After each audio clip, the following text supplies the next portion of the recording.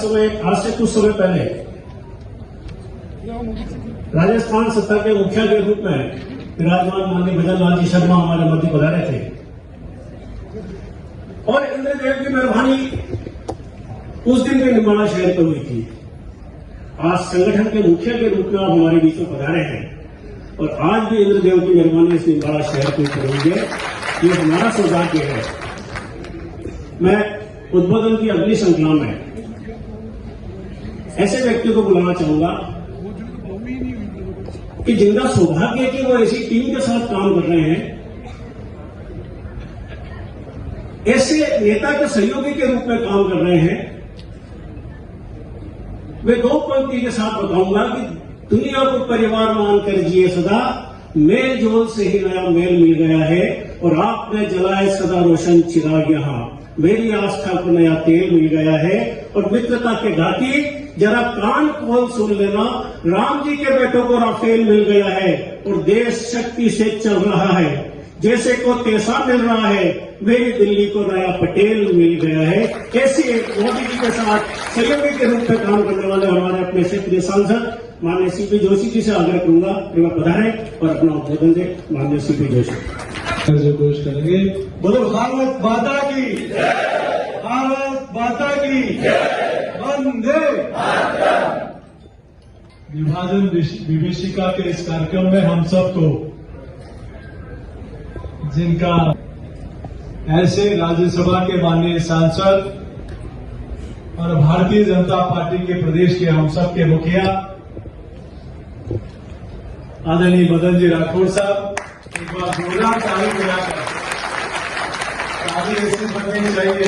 हुए बड़ी संख्या में सभी राष्ट्रभक्तों, भाइयों और बहनों, युवा साथियों, आज सबसे पहले मैं आदरणीय अध्यक्ष जी का आभार प्रकट करता हूं कि 14 अगस्त विभाजन विभीषिका के इस कार्यक्रम में आपने चित्तौड़ जिले को समय दिया। इसके लिए मैं क्षेत्र के कार्यकर्ताओं की ओर से आपका वंदन करता हूं, अभिनंदन करता हूं। 2021 में 14 अगस्त को 15 अगस्त को देश आजाद हुआ, उससे एक दिन पहले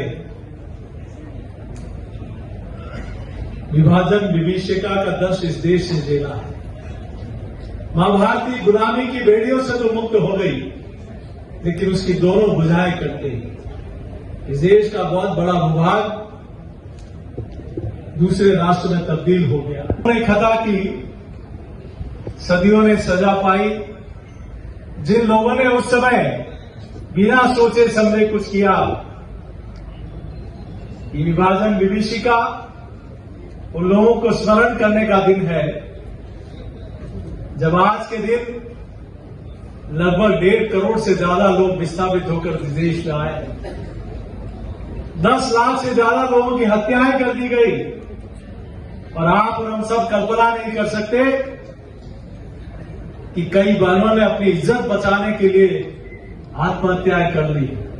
उस विभाजन विभीषिका को 2021 में नरेंद्र मोदी जी ने इस देश को कहा कि ये देश 14 अगस्त का दिन याद करे कि किस प्रकार से इस देश से इस दंश को झेला। और आज हम लोग तिरंगा यात्रा के माध्यम से भी यहां एकत्र आए हैं। ये तिरंगा यात्रा है, इस देश की आजादी 47 में हुई। देश की आजादी के 25 वर्ष पूरे हुए, लेकिन देश ने सेलिब्रेशन नहीं किया। आजादी के 50 वर्ष हुए, हमने जश्न नहीं मनाया, लेकिन आजादी के जब 75 वर्ष हुए, 2022 में देश के प्रधानमंत्री श्री नरेंद्र मोदी जी थे। इस देश में पहली बार हर घर तिरंगे का अभियान चला। हर घर पर तिरंगा लगा। इस देश के गांव गांव, ढाणी ढाणी में तिरंगा यात्रा निकली। हमने इस आजादी को पाने में जिन लोगों ने अपने प्राणों की आहुतियां दे दी, जिन स्वतंत्रता सेनानियों ने अपना सर्वस्व न्यौछावर कर दिया, इस देश के जवानों ने जो आज देश की सीमा पर खड़े हैं, उनके सम्मान में तिरंगा यात्रा निकली है। इसीलिए आज देश का बच्चा बच्चा बोल रहा है, मेरी आन तिरंगा है, मेरी शान तिरंगा है, मेरा स्वाभिमान तिरंगा है। इस देश में इस अभियान के माध्यम से पूरे देश में लोगों ने देखा है। मैं आपके माध्यम से इतना ही कहूंगा कि आखिर क्या कारण है कि राष्ट्रभक्ति का अटूट रिश्ता, यह अटूट विश्वास 2014 के बाद से देश की जनता ने देखना शुरू किया है। अभी ऑपरेशन सिंदूर की बात हो रही थी, मैं बहुत ज्यादा कुछ नहीं कहते हुए, क्योंकि माननीय अध्यक्ष जी का उद्बोधन हम सब लोग सुनेंगे। ऑपरेशन सिंदूर से लेकर सिंधु तक मोदी की सरकार ने किसी को नहीं बख्शा। जिन लोगों ने बहनों का सिंदूर उजाला, उनके आतंकवादी ठिकानों को ध्वस्त करने का काम हमारी सेना ने कर दिया। हम पहले इस काम को देखें कि यह दंश किसने इस देश को दिया। ये भारत की आजादी के समय किसने पाक ऑक्युपाइड कश्मीर बनाया और किसने इस हिस्से को वहां जाने दिया। इस देश में धारा 370 किसने लगाई। यह अक्षय चीन का हिस्सा किसके समय हजारों वर्ग किलोमीटर की जमीन ये चाइना के हाथ में किस समय गई। जब हमारी सेना लाहौर तक पहुंच गई, पाकिस्तान के तरानों हजार सैनिकों को गिरफ्तार कर लिया गया, तब टेबल पर वापस हम कश्मीर को क्यों नहीं ला पाए। क्यों नहीं हमने लाहौर तक तिरंगा फहराया।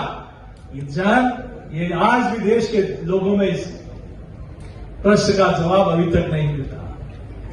क्यों नहीं आजादी के बाद से 2014 तक इस देश में कई टेररिस्ट अटैक हुए। बहुत हो गया, अब भारत बर्दाश्त नहीं करेगा। इन दो शब्दों के अलावा किसी ने कुछ नहीं सुना। लेकिन पहली बार उरी पुलवामा और पहलगांव में आतंकवादियों ने कायराना हमला इस देश के लोगों पर किया, सेना पर किया। उसका जवाब हाथों हाथ इस देश की सेना ने दिया है। हम कल्पना नहीं कर सकते यह कैसा भारत हम अपनी आंखों से देखेंगे, जो आत्मनिर्भर भारत होगा, जो दुश्मनों का जवाब तुरंत देगा। उरी और पुलवामा का जवाब जब देश के लोगों में उबाल था, तब देश की जनता ने उसका जवाब देते हुए भी देखा है। और ऑपरेशन सिंदूर तो सिर्फ 22 मिनट में इतने एयरबेस और आतंकवादी ठिकानों को ध्वस्त कर दिया गया। मित्रों, आप और हम सब लोग, आदरणीय कृपलानी साहब कह रहे थे और अध्यक्ष जी भी कह रहे थे कि हम सब लोगों को आने वाले इस अभियान में और नीचे तक की हमारी जो सरकारें हैं उनको मजबूती देने का, कमल खिलाने का हम लोगों को जिम्मा लेना चाहिए। और यह आवश्यकता है, क्योंकि जिस प्रकार से संसद में का दृश्य आप और हम सब लोग देख रहे हैं कि कुछ राजनीतिक दल देश में तो एजेंडा उनके पास बचा नहीं, पाकिस्तान का एजेंडा यहां चलाने का काम कर रहे हैं।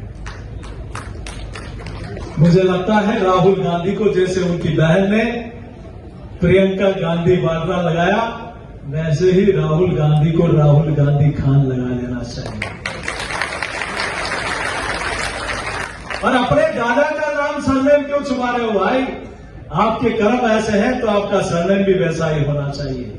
लेकिन ये मत भूलना कि मां भारती का बेटा श्री नरेंद्र मोदी जब तक देश में प्रधानमंत्री है, तुम्हारी कहीं नहीं चलने वाली। ये आत्मनिर्भर वाला भारत है।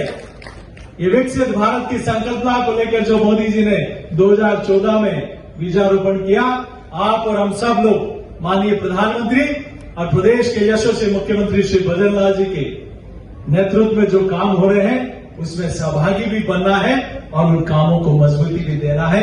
यही निवेदन करते हुए मैं अपनी वाणी को विराम देता हूं। जय श्री राम।